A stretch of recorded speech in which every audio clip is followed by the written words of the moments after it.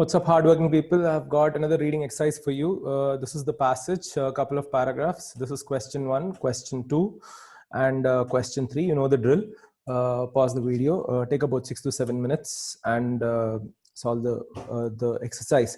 It's important for you to put the time pressure, the answer to the very common question as to why you usually get the questions right when you practice at home or wherever, and don't get them right in the mock. Okay, the reason is that you don't put the same kind of pressure on yourself when you're solving the questions later. In the mock, time adds that pressure. Okay, so it's important for you to always practice under pressure, under the pressure of time. Now, a very common justification given by test takers is that, let me first get the questions correct, let me improve my accuracy, then I'll later become faster. That doesn't work ever. Okay, the timing or the timer should always be part of the equation from day one. When you learn with the pressure of solving everything under time. Every RC passage you solve, for that matter, any question that you solve when you're preparing for B school competitive exams, it's important for you to always have time as part of the equation. Okay, let's look at the passage. Artists who are creative by profession often recount the creative process as one in which they become transfigured in mind and body, and by a process over which they don't have much control. Okay, now if you notice there's a comma and here, therefore we'll break this sentence into two parts. Important to always learn to breathe when you're reading long sentences. So artists recount or think about the creative process in which they are changed in mind and body. Fair enough. How are they changed? They don't have much control. Again, they talk about being in a zone or in a state of flow. In such states of creative divergent thinking, the body is aroused, pupils become dilated. This is what you call an elaboration sentence. Okay, so we are talking about the creative process. Fair enough, that we understand from sentence 1. And then we have two more elaboration sentences. One, they're in a zone or in a state of flow, and some things happen to their body. Okay, the body is aroused, pupils become dilated. Clear? They can't control it. So it's important to break all these small ideas. Then we have the main chunk of the para, inner recent study. Okay, always watch out for this because in a passage, generally in CAT passages, you will see this all the time. Okay, there's some research going on. When you're reading about a research, make sure you check out what are the results, what were the assumptions made, what are the conclusion of that research. It's very important because invariably there'll be at least one question on that. In a recent study, research is at some place. Okay, never read proper nouns. All these things are not required. Sometimes you'll notice there's some guy doing a research and then some long university name is given, the guy's position and post, whatever, everything's given. Make sure you jump over all of them. Train your eyes to jump over all these things. Okay, in a recent study, researchers configured a smartwatch to sense body signals. Fair enough, including heart rate and accelerometer derived body movement. Fair enough, comma, and okay, got individuals engaged in creative team activities to wear them all day. They measured it.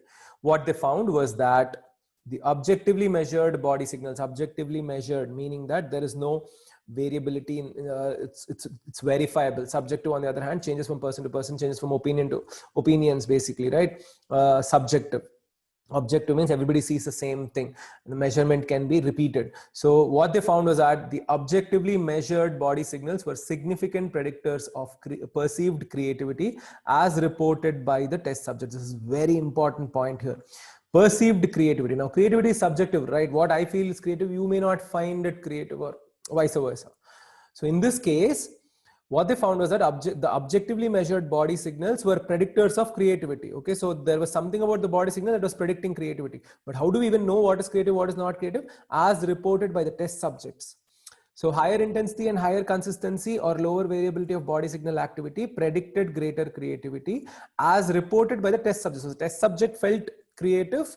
That is when the body metrics also the body signal activity showed higher intensity and higher consistency. That's why they're all consistent with each other. The body signal metrics further complemented self ratings of personality type and mood. So whatever the individual felt about their personality type and mood being sometimes creative, sometimes not creative, whatever that was, the body signal metrics further complemented it. So the research basically found out that the metrics were reflecting what an individual felt about being creative. So if an individual felt that he or she was being creative, the body signal activity actually showed that. And what was there? Higher intensity and higher consistency. Okay, para 2. Although, again, a beautiful word, therefore be watchful of although and though. Whenever you see although, you see two ideas. That's That's one thing you need to remember, because it's a complex sentence. Okay. Researchers interested in the physical modalities and neurological pathways of creativity are making headway in understanding how it works, as well as how it can be stimulated. Okay, double dash here. So technically this is again within smaller bracket. Double dash, what comes inside the double dash, just like information in the brackets. Anyway, this is idea one. Okay, this is the subordinate clause. This is one idea, but there's although is a conjunction, subordinate conjunctions. There's a main clause. Why is that important? Why am I stressing on that? When you're reading a long complex sentence and you see a word like although, it tells you two things. Number one, there are two ideas, and these ideas are contrasting each other. Okay, and the main idea is the one away from although. The one connected to although is a subordinate clause, which means it's okay, you have to read the information, it's a condition. That's the main clause. So although researchers found this, something else is important. What is that? Creativity retains a certain mystique as a unique state of being. That's the main idea. So although A is happening, B, focus on B. Okay, that's what although is telling you. So even before I get into the sentence, I am already mentally prepared to encounter two ideas, how to break the sentence. Okay, unique state of being. What is a unique state of being? When mind and body resonate in perfect harmony, like a tuning fork generating a pure tone. So if you notice, it's one long sentence, but for a really good reader, it doesn't matter. You're never worried about the full stop. And you're not worried about the full stop. Good readers never read full stops. Okay, never search for full stops or periods, because you're always worried about your subject and verb combination. Where is your clause? Where is the idea? That's it. The full stop can come wherever it wants to. Okay, so although X, comma, Y. So Y is the main idea. Okay, Y is the main information. Not that you ignore X, but X is the condition. Main thing is there on the other side. And what is a certain mystique as a unique state of being? A unique state of being where mind and body resonate in perfect harmony, like a tuning fork generating a pure tone.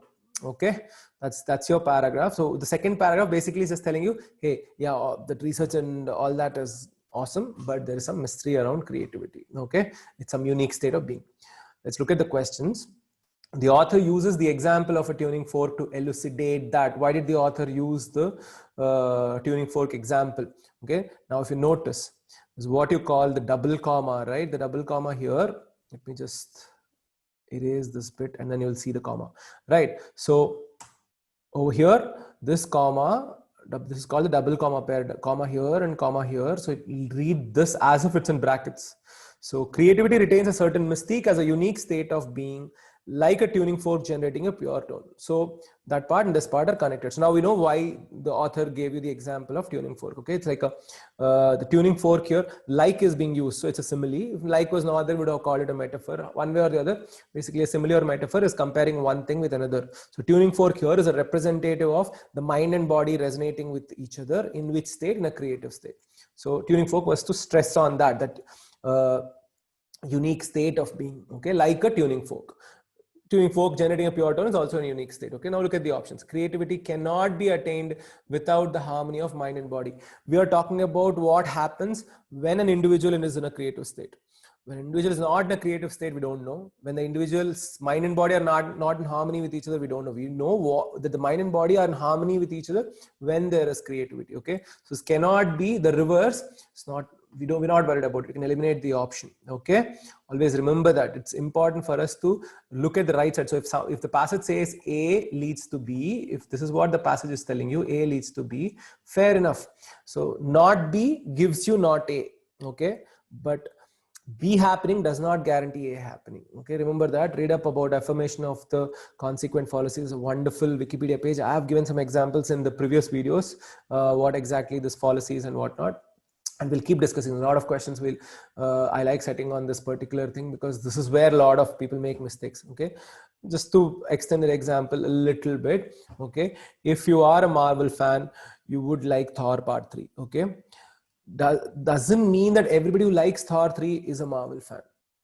That's the point I'm trying to make here. Okay, anyways, mind and body focusing on the same goal leads to creativity. If you remember in one of the earlier videos, we discussed about alien word concepts. Okay, where did we discuss goal? Nowhere. So you can eliminate this option straight away. Mind and body focusing on the same goal. They're focusing on the same goal is something we don't understand. Mind and body resonate with each other or in harmony with each other. Okay, whether there are goals or not, we don't know. Creativity is as unique as a tuning fork. This is just repetition of that line. This is what we're looking for, isn't it? Once you remove that part, if you remember that if you remember this particular sentence, creativity retains a certain mystique as a unique state of being, like a tuning fork generating a pure tone. That's it, simple. Okay, so that's why. So the author used the example of a tuning fork to elucidate that creativity is as unique as a tuning fork generating a pure tone. The mind and the body have to resonate to achieve creativity. Have to. Where's this compulsion? Okay. Now, this is what we call correlation, not causation fallacy. Okay. When A and B are happening together, and a lot of test takers generally end up making a mistake. Very common trap option. Okay. Remember this: correlation, not causation. If the passage tells you A and B happen together, please do not assume that A happened because of B or B happened because of A. Correlation: A and B, there's a correlation. They happen together. A caused B or B caused A, we don't know. For example, it's saying on Sunday, the number of traffic cops on the road is very low. That number is low. Doesn't mean it's a low traffic which caused the lower number of traffic cops, or the lower number of traffic cops caused the low traffic. We do not know. The sentence doesn't tell us. That's why correlation, not causation. Okay, so the mind and the body have to resonate to achieve creativity. We don't know. Okay, so option D can be eliminated. The answer to this question is obviously option C. Second question: which of the following findings, if true, will invalidate the conclusion of the research mentioned in the first paragraph? Invalidate the conclusion. What is the conclusion? That the body signal activity was able to predict creativity as reported or as perceived by the people, the individuals who are participating in the activity. Let's look at the options. Higher intensity body signal activity isn't always associated with higher consistency. These were the two parameters given to us. Fair enough. Together they signal higher creativity, but the research itself did not tell us that they always happen together. So higher intensity body signal activity isn't always associated with higher consistency. Fair enough. Let it be. When they happen together, then it's a good predictor of creativity, is what the research is saying. So this will not eliminate the option. Okay, you would have picked option A only if you read that sentence as, hey, this will take place together, meaning you're not reading properly, or your critical reasoning is actually weak. Okay, same logic, right? Similar to correlation causation issue. A and B together will predict C. Doesn't mean that A and B always have to happen together. Okay, sometimes A happens, sometimes B happens. When they happen together, they predict C. Clear? So A can be eliminated. For similar levels of creative output, individuals' assessments of their creativity vary drastically. Meaning that an individual says he or she has been creative. Another individual says he or she has not been creative for the same creative output. That's possible. If that is the case, then how do we know that the body signal activity predicted creativity or not? Isn't it? Basically, what is this option doing? This option is attacking the assumption on which the research conclusion was made, which is what invalidation is all about. Invalidating means saying that, so a particular argument is that the argument is based on some assumption. To invalidate that argument, you have to attack the assumption and prove the assumption to be wrong. Okay, for example, if I tell you that students who read 25,000 words a day get 99 percentile. Okay, what is the assumption being made here? A lot of reading gets you a high percentile. That's the assumption. So let's say somebody tells you that every 99 percentiler in the test was someone who read less than 25,000 words a day, is basically calling the assumption false, isn't it? So invalidating the original idea. That's not true. I mean, just made it up here. But obviously, you have to read a lot to get 99 percentile. Okay, so you understand, right? So you have to invalidate by proving the assumption wrong. So here it's saying for similar levels of creative output, individuals' assessments of their creativity vary drastically. So one guy felt creative, produced something. Another person produced the same thing, did not feel the same creativity. So now how do you know what was the body signal activity doing? Because basically it's making the whole body signal activity less reliable. Okay, because basically the option is telling, hey, the individual may not be right about their perceived creativity. If the individual himself or herself is not right about their perceived creativity, how do we make this grand statement that, you know, the body signal activity predicted creativity? Okay, next, body signal metrics and self ratings don't always complement each other. Don't always complement, it says. Okay, fair enough. Sometimes they complement, sometimes they don't complement. In the research, it said that body signal metrics further complemented the self ratings for that group. They don't always complement. Fair enough. Weakens the argument, does not invalidate the argument. Okay, all the participants recorded lower intensity and lower consistency. Maybe it's possible that none of them felt creative enough. That's why recorded lower intensity, lower consistency. Does not invalidate the argument. Okay, so the answer to this particular question will obviously be option B. another clue for you is you don't have to go so deep into option B, okay? Because A, C, D are so far off and you can eliminate option A, C, D easily. So if you're strong in critical reasoning, you don't have to worry about option B, okay? Worry about option A, C, and D. And A, C, D don't invalidate, so you know what is the answer. That is one thing to look for. But this question type is something I want you to focus on. Invalidate. It's very important. Invalidate, meaning something here is telling you that assumption is wrong. I also want you to pay attention to this part here, if true. Why is if true given here? If true in a question is a question set, or in this case me, telling you, hey, don't worry about whether the option is logical or not, okay? What do I do sometimes? I'll put an if true here and I'll give you an option here that looks absolutely wrong, okay? And then you're like, hey, this option cannot even be correct. So how can this be the answer? And then you eliminate the option that will end up being the answer. That's what the if true does. If true is basically telling you, hey, don't worry about the veracity of the options. If the option were true, will it do what I'm asking it will do? You understand the difference? So be very careful about the expression called if true in the question. Okay, let's look at the next question. The purpose of the second para is to explain that one long sentence. Okay, what was the purpose of second para? Although X, Y was the purpose. Okay, now creativity involves the confluence of neural and physical process. This was, if you remember, in the subordinate clause part of it. Okay, if you remember the passage itself, let me go back to the passage. See, it's here. They were interested in physical modalities and neurological pathways of creativity, and they're making headway. Positive, because headway is a positive word. Progress. However, this is not important. The main clause is important, right? So come back to this particular question. Creativity involves the confluence of neural and physical process. They're making headway in understanding how these were connected. Okay, but this is not the purpose of the second paragraph. There's another easy way to eliminate this option, which is involves the confluence. Such a grand word. Again, the researchers are looking into this, they're looking into this, and they're able to understand creativity from these two. Doesn't mean that creativity involves the confluence of coming together of these two processes. Okay, the passage does not establish that, so you can eliminate the option using that as well. Creativity can never be completely explained through body signal metrics. Always be wary of extreme options. Okay, never. How do I know? Okay, we don't have the shiny crystal ball, right? So creativity can never be completely explained. I don't know what happens in the future. I don't know. I'm only worried about the purpose of the second paragraph. Second paragraph doesn't so strongly tell us, hey, you can't do it in the future. So creativity can never be completely explained. No, this is not the purpose. Creativity is achieved through the harmony between mind and body. Close. Okay.